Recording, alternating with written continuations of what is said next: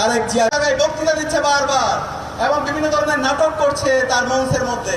সেই নাটকের মঞ্চের মধ্যে আমরা একটিবারের জন্য হায়ের স্লোগান আমরা দেখতে পাই না, আমরা কোনো হায়ের ডায়লগ দেখতে পাই না। তাহলে আমরা কি ধরে নিব আপনি নায়ের পক্ষে অবস্থান নিচ্ছেন? না মানে হলো হাসিনা, না মানে হচ্ছে মোদি, না মানে হলো হাসিনার যে ফেসিবাদী কাঠামো সেটা রাষ্ট্রের মধ্যে রেখে দেওয়া। আপনারা কি সে হাসিনা হতে চান? তাহলে বলে দিন। তাহলে আমরা হাসিনাকে যেভাবে ডিল করেছি, হাসিনাকে যেভাবে লাঠি দিয়ে ভারতে পাঠিয়ে দিছি, ঠিক সেভাবে আমরা আপনার সাথে ডিল করব। সুতরাং আপনার অবস্থান পরিষ্কার করেন, এখনো সময় আছে। আমরা আশা করব আপনারা আপনাদের অবস্থান পরিষ্কার করবেন। আমরা আপনাদের প্রতি সিম্পিতি আছে। আমরা জানি এই বাংলাদেশে শহীদ জিয়ার অনেক অবদান আছে, বেগম খালেদা জিয়ার অবদান আছে, কিন্তু আজকে যে বিএনপি দেখতে পাচ্ছি সেই বিএনপি বেগম খালেদা জিয়া এবং শহীদ জিয়ার আদর্শ ধারণ করে না। বাংলাদেশ বন্ধী যে রাজনীতি, সেই রাজনীতিকে তারা আর ধারণ করছে না। তারা সেই ফেসিবাদী যে কাঠামো, সেই চাঁদাবাজি, টেন্ডারবাজি, সন্ত্রাসের রাজনীতি আমরা দেখতে পাচ্ছি। সুতরাং আমরা অনুরোধ করব বিএনপিকে আপনারা নিজেদের মধ্যে সংশোধন করেন, জুলাইকে ধারণ করেন, জুলাইয়ের শহীদদের আকাঙ্ক্ষাকে ধারণ করেন এবং খুব দ্রুত সময়ে আপনারা হায়ের পক্ষে আপনাদের ক্যাম্পেইন শুরু করেন। কিন্তু হায়ের পক্ষে যদি আপনাদের অবস্থান পরিষ্কার না করেন তাহলে 12 ফেব্রুয়ারি পর্যন্ত যেতে হবে না।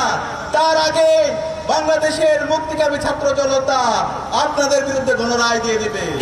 ইতিমধ্যে আপনাদের যে অবস্থান ছিল, আপনাদের ভুল রাজনীতির কারণে আপনাদের সেই অবস্থান নষ্ট হয়ে যাচ্ছে। এক সময় শহীদ জিয়া যখন ছিল এবং বেগম খালেদা যখন ছিল, বিএনপি অনেক বড় দল ছিল, কিন্তু আজকে বিএনপির ভুল পলিসির কারণে গত 1.5 বছর ধরে চাঁদাবাজি, টেন্ডারবাজি, সন্ত্রাস এবং এই ধরনের দুর্বৃত্তায়নের রাজনীতির কারণে আজকে বিএনপি একদম ছোট দল হয়ে গেছে। সুতরাং আপনারা যদি আবার আগের অবস্থায় নিজেদেরকে ফিরে নিতে চান তাহলে আপনারা এখনই সময় আছে, হায়ের পক্ষে আপনারা ক্যাম্পেইন শুরু করেন, তরুণ প্রজন্মকে ধারণ করেন, জুলাই বিপ্লবের আকাঙ্ক্ষাকে ধারণ করেন। বাংলাদেশের যে গণতান্ত্রিক ধারা অব্যাহত হয়েছে ছাত্র সংসদ নির্বাচনকে কেন্দ্র করে, সেই নির্বাচনগুলোর পথে আপনারা অন্তরায় হবেন না। আমরা অনুরোধ করব তারেক জিয়াকে, আপনি দ্রুত সময়ের মধ্যে আপনার এই রাজনৈতিক দলকে, আপনার দলের গুন্ডাদেরকে আপনি সামলান। আমরা গতকালকে দেখতে পেয়েছি জুলাই বিপ্লব পরবর্তী আমাদের যে আকাঙ্ক্ষা ছিল বাংলাদেশের নির্বাচন হবে ফ্রি, ফেয়ার, ক্রেডিবল এবং সহিংসতা মুক্ত, কিন্তু আমরা দেখতে পেয়েছি